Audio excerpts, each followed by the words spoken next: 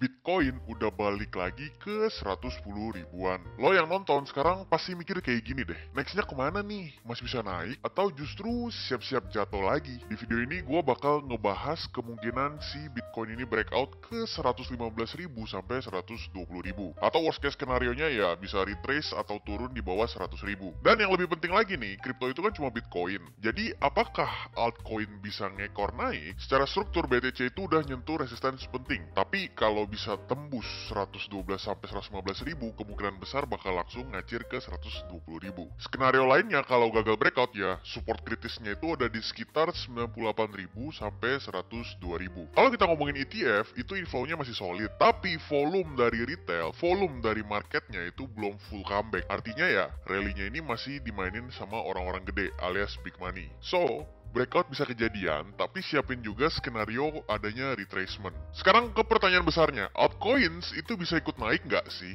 Jawabannya ya tergantung, karena gini, altcoin itu kan banyak ya, nggak cuma ratusan, bahkan sampai ribuan. Banyak altcoin itu udah terjun terlalu dalam, investornya takut, liquidity-nya juga nggak ada. Tapi justru itu jadi peluang buat lo akumulasi, asal pilih project yang solid dari sisi komunitasnya, terus ada utility-nya, plus aktif dikembangkan, alias developernya nggak kabur, masih ada. Kalau kalian mau diversifikasi sebagian kecil modal buat altcoin, itu bisa jadi smart move ya, karena ini semua lagi di bawah. Tapi ingat, prioritasnya tetap ada di Bitcoin. Nah, ini buat lo semua yang udah pegang Bitcoin dan udah mulai siapin duit kecil buat altcoin. Ini 5 altcoin yang layak lo pantau, bukan cuma karena hype-nya doang, tapi karena ada isinya. Yang pertama, ada Hype. Token ini baru listing, tapi rame banget di komunitas X dan juga Telegram. Sebelum listingnya aja, itu udah banyak tanda-tanda masuk di radar Binance Alpha. Dan setelah listing ya, kalian bisa lihat sendirilah seperti apa Hype ini. Lo harus paham, project kayak gini itu bisa untuk long term investment. Kenapa Hype? Yang pertama, diangkat dari komunitas besar.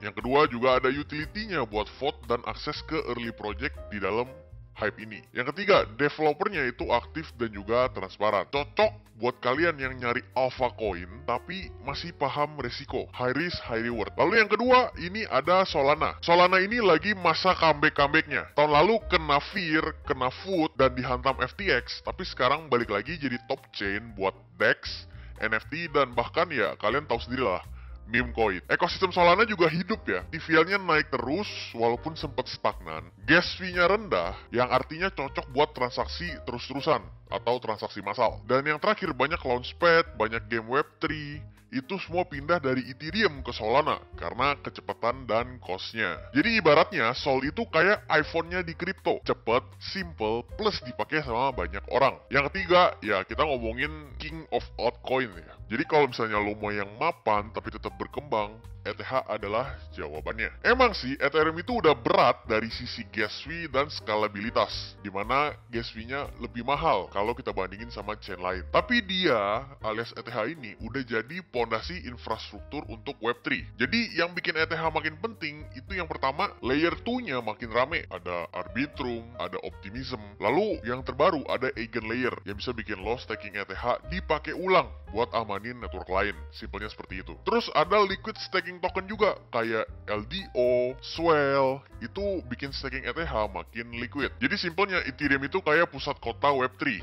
Altcoin lain itu ya kota-kota kecil lah. Jadi tetap relevan. Nah, yang keempat yaitu TON alias The Open Network. Ini token yang menurut gue sangat underrated, tapi bisa jadi sleeping giant. Kenapa? Karena ini punya Telegram. Lu tahu Telegram kan? Aplikasi dengan ratusan juta pengguna. Dan TON ini adalah blockchain native-nya, dimana messaging app digabungkan dengan blockchain. Yang menurut gue itu bisa scale up besar-besaran. Artinya gimana? Wallet kripto itu langsung diintegrasi ke aplikasi chatnya. Jadi lo kalau ngechat di Telegram itu ada wallet kriptonya. Terus semua aplikasi kayak NFT, game, plus lu transfer aset, itu semua bisa langsung dilakuin dalam satu app aja. Jadi super app. Nextnya, Telegram juga udah luncurin mini app store sendiri. Dan semuanya pakai TON. Bayangin crypto experience, tapi lo nggak perlu keluar dari satu aplikasi. Itu user experience-nya sih gila banget. Gampang banget deh diadopsi sama massal. Ya karena kalau lu udah punya Telegram, ya simple, lu tinggal buka crypto walletnya. Nah, yang terakhir,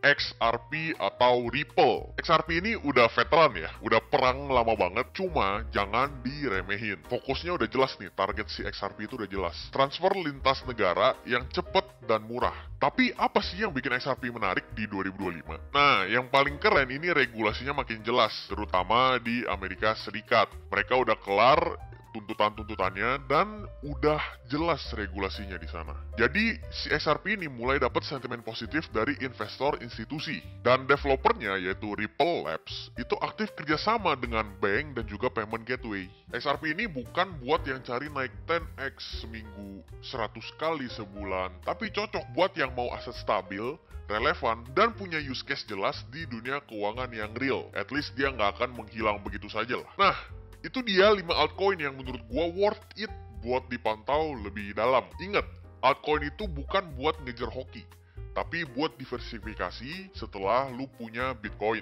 Jadi kesimpulannya, Bitcoin 110.000 itu bukan puncak, tapi kita nggak tahu nih pasti rally atau kagak, karena ada yang namanya tarif Trump. Antara breakout ke 120.000 atau retrace dulu nih. Dia drop dulu ke 90 ribuan, baru dia rebound naik lagi. Buat lo yang baru mulai, saran gue adalah fokus ke Bitcoin dulu. Terus kalau misalkan ada extra money atau extra modal, itu bisa sisihin sebagian kecil buat altcoin. Dan ingat, pakai platform yang aman dan liquid. Karena kalau lu udah analisa susah-susah tapi platformnya bodong, sama juga lu nggak bisa withdraw. Nah, di sini gue bisa tawarin platform yang cukup oke. Di Binance, lo bisa trading Bitcoin dan altcoin dengan fee rendah. Lalu lo bisa dapetin akses kalau misalnya lo mau belajar Bitcoin, lo mau belajar crypto, lo mau belajar tentang staking, tentang liquid staking. Itu ada yang namanya Binance Research dan juga Binance Square. Lo bisa baca-baca semua di sana. Dan Binance Square itu bentuknya kayak sosial media. Jadi lo bisa tanya-tanya di sana dan lo bisa jawab juga di sana. Yang menarik terakhirnya, kalau misalkan lo pegang BNB, lo bisa ikutin Launchpad, Launchpool, plus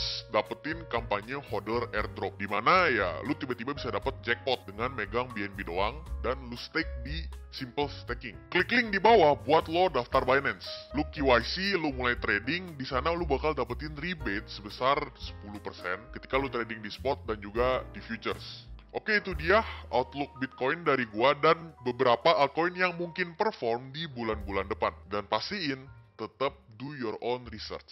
See you in the next video.